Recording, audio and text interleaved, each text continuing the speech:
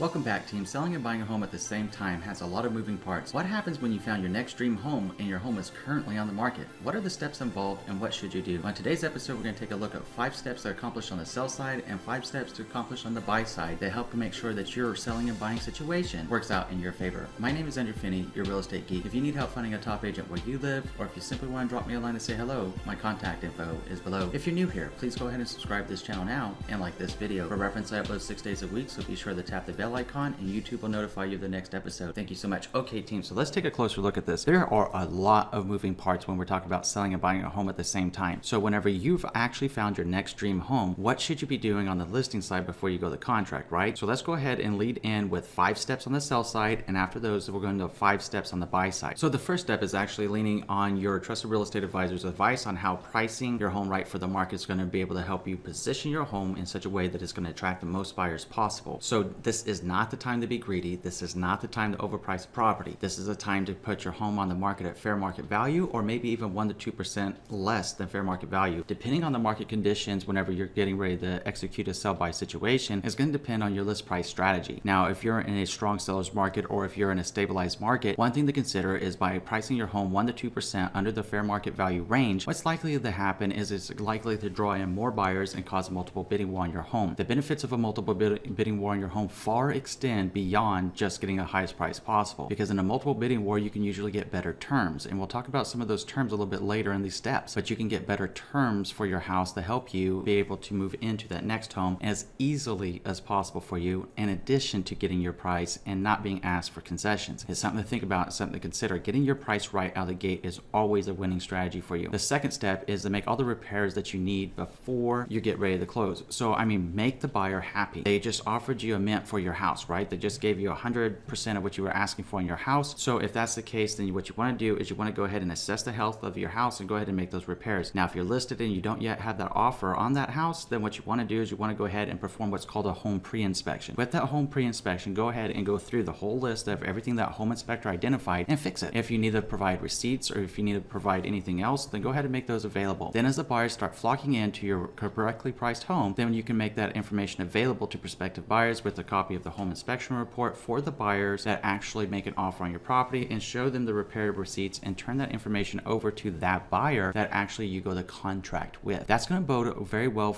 with the buyers, and they're going to have a lot of confidence, and they're going to be much more comfortable offering your list price or more and offering you the terms that you're looking for getting out of your house and into the new one, right? Think about that, because a home pre-inspection is going to cost you what, $300-$400 depending on the size of your home. It might be a little bit more, but at the same time, by getting that stuff done and being transparent, it's going to increase the buyer's confidence, and it's going to give them comfort and peace of mind moving forward on your home. The third thing is don't skimp on staging. Now, a lot of people sometimes, it's awful. I was just working, just a real life story here for a moment. I was just working with 3 buyers yesterday, and they met me in my office, and we were looking at some of the online photos, and it was just awful. I mean, it was just like disgusting. And I was just thinking to myself, their listing agent and the seller just did not do their GOB correctly, because they didn't even declutter the house. I mean, we're talking about staging here, because that's what it takes. You need to go into a model home community and a new home community or something to get an idea what that looks like, or if you need to watch HGTV or something, then make it happen. The reality is, the more that you get your house like that, the more it's going to attract attention from buyers, and that's how you get a multiple offer when your house is priced right and you're being completely transparent on the up and up. A sell and buy situation is not the time to play games. It's not the time just to put a house on the market and hope it sells or think that it's going to sell. Even in the strongest of sellers market, you're still going to find roughly 1/3 of all homes listed will come off the market without selling. Why?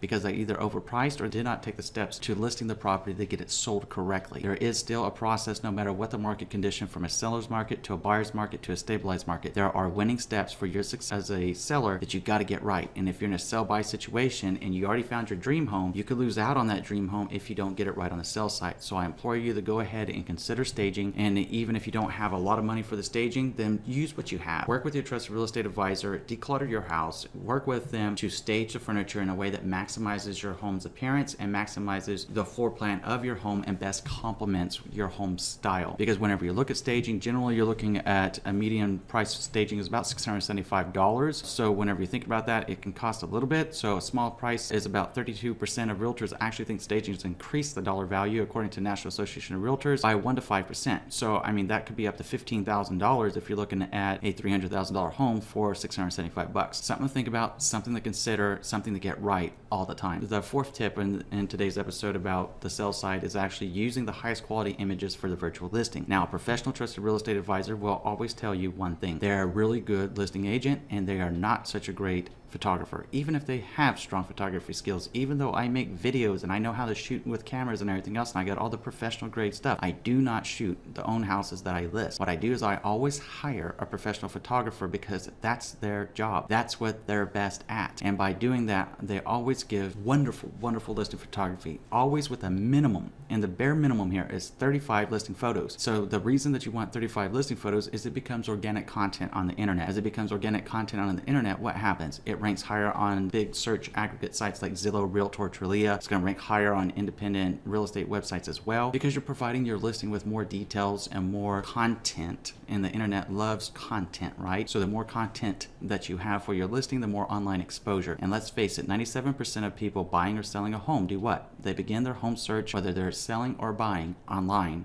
before they ever contact a real estate agent. So let's be real about those stats there. The other thing you can do, if you go back to like the staging, you can use a site called PadStyler, padstyler.com. I'll put the link down below. Yes, it is a referral partner of mine, and if you choose their services, which are fantastic, then I will get a small percentage of a commission. Costs you nothing extra. Certainly appreciate the support to help this channel continue to grow and improve our video content. That being said, they offer wonderful virtual staging services, and you might be wondering, what is a virtual staging service? Well, a site like padstyler.com, what happens is they can take your professional listing photography, and for a price they can go ahead and put in different furniture and give it more appeal. They can change the color on the walls. They can show people that you can make your home essentially a model home, even if it doesn't look like one right now, for very low expense compared to traditional home staging. Something to think about, something to consider. padstyler.com. The fifth one is the prepare to move very quickly. So obviously in the process of decluttering your home, you should be doing what? You should be buying plastic receptacles or boxes and getting ready to pack out everything that you declutter up front and get your stuff staged into the garage and ready to go. Now, a little pro tip here is to always, if you can afford them, buy the plastic bins, because you can reuse them in the future and you'll find them very handy during the ownership of your new home as well. If you do that, they stack easier, they're easier to mark, and they're easier to label. And of course, because them being plastic, they are reusable. Now, if that's cost prohibitive, then go ahead and get the boxes. Make sure that you're labeling your boxes by room and take it one room at a time, and make sure that you're labeling what goes into the closet and what kind of effects are in those boxes. That's going to assist you whenever you're staging everything into the garage, how you're going to unload everything at the new place, and getting that into the appropriate room to make your transition into your new dream home much easier and much smoother for you. Be prepared to move quickly, be prepared to get your stuff staged, and be prepared to get out of the house as quickly as possible at the close of escrow, or whatever the terms that you and your listing agent have negotiated with the buying agent. Now, let's talk about focusing on the offer on your buy side. How are we going to make sure that you win this offer, right? Depending on the market, it can be very competitive. There's nothing that we can do about the competition, but there is everything that we can do about giving you a strong offer and setting you up for success with the seller of the house that you want to buy, right? So the first one's kind of a no-brainer. The first one is you can always offer a higher price than your competitor. Now, this is kind of a risky situation. What happens if the house doesn't appraise, right? So if the house doesn't appraise, there's something that you could do, and this is normally a tactic in a very strong seller's market, by the way, that you could take as a buyer, that you could offer them a certain dollar amount above a possible low appraisal. So let's say the home that you're buying is $500,000, right? And let's say that you have multiple offers on that property. If there's multiple offers on that property, you could say, if it's within your comfort zone, and that's the big kicker there, it's got to be within your comfort zone, and you got to understand what you're doing, and you got to have the vision to do it if you want to do it. It would be something like, okay, your house is listed for $500,000. Maybe your trusted real estate advisor shared with you they think the comparable value for that property is somewhere around $490,000 or $495,000. Well, you could always offer them $10,000 above and beyond a possible low appraised value, but not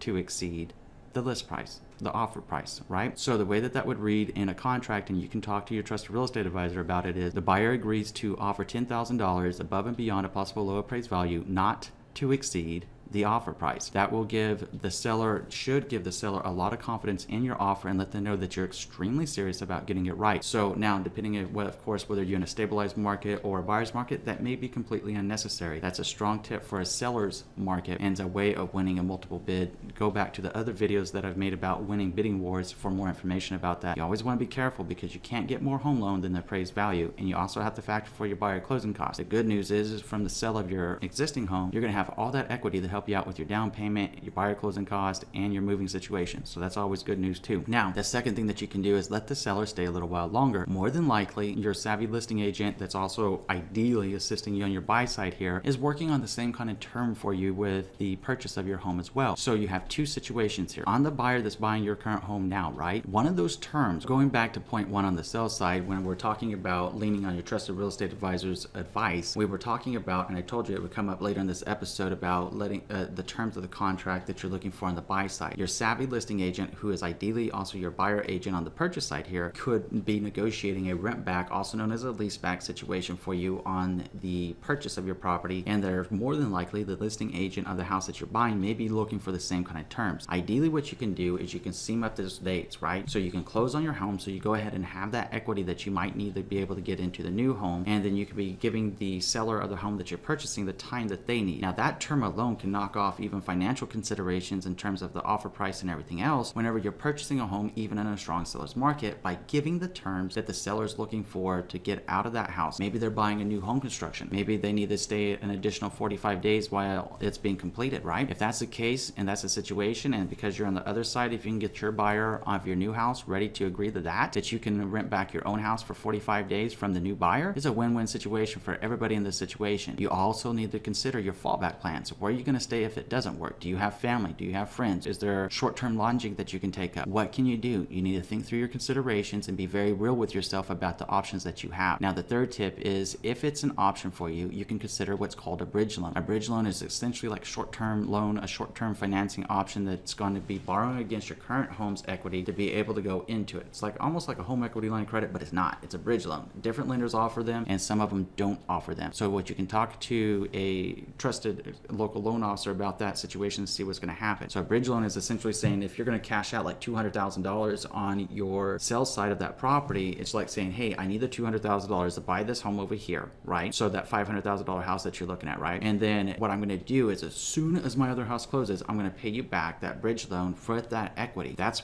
kind of explains what a bridge loan is in a very simple manner. Again, to get the fine-tuned details on that, talk to a local loan officer and see if it's an option for you. It just depends on your circumstances and your financials, whether it's going to work for you or not. Now, the fourth thing is that you can include your list price with the offer. Now, when we talk about including the list price with the offer, what does that mean? Are we talking about including the list price of the seller that you're offering on their house? No, they already know what their list price is. They said it, right? We're talking about coming up with your MLS detail sheet and submitting that with part of your package to the new seller that of your dream home, right? We're talking about making that available to them. In purchase agreements, oftentimes it shows another sign of strength if you offer them, the seller and the listing agent, the contact, and you make their information available to your local loan officer that's assisting you with your mortgage financing, to show them that you're that confident in your local loan officer, that you're that confident that you're going to be able to sell your home, including the list price and the listing information for your home, including the link showing that your home is on the market, is extremely, extremely prudent. It shows that it's been priced right. Have your trusted real estate advisor provide the actual CMA or comparables showing that your home is priced correctly, and give it to the new seller of your dream home to let them know that's how serious you are, along with the estimated time that they believe it's going to take to get your home under contract and sold. Doing that's going to really, really assist you in the selling and buying a home at the same time situation, right? The fifth tip here on the buy side is to make it personal. How are you going to make it personal? It's very simple. Include a handwritten, if you don't have really good handwriting, then you could type it, but it's always going to be a little bit better if it's handwritten. You can include a handwritten personal note about what makes that property so special and why it's your dream home, from anything about the location, nearby shopping, nearby schools, whatever the situation may be. Maybe you're coming out of a 2-story into a single story, and that's a health consideration for you or something. Think about that and put down what your true feelings are about that situation, right? Never, never, never underestimate the power of sentimentality, even in a business transaction, because just like you, if you lived in your home that you're selling now for quite some time, tell me the truth. Do you really want somebody that's going to go in your house and destroy it? Or would you rather the buyer be of a mindset that they want to continue loving your house and giving it the same tender love and care that you have? Especially if you're the person that put the renovations in it, or especially if you're the person that bought it brand new out of the gate to begin with, right? Don't you want somebody that's going to love your house as much as you've loved your house? Sure you are. A lot of people do. So the same thing is going to be true of the person that you're buying your new dream home from. They're probably going to want to know what makes you different than every other one, especially if it's a strong seller's market and they've received multiple offers on that property. They're looking for anything and everything to help them make a well-informed decision and what they believe is the right thing for them to do. Offering a personal letter, sharing your story with them, sharing more about your family is great. And a little pro tip here, if you have the ability to do so, have your trusted real estate advisor take a picture picture of you and your family if you have kids or whatever the situation is. Maybe it's just you, maybe it's you and another, whatever your situation. Have them take a picture of you in front of the house and put it in your cover letter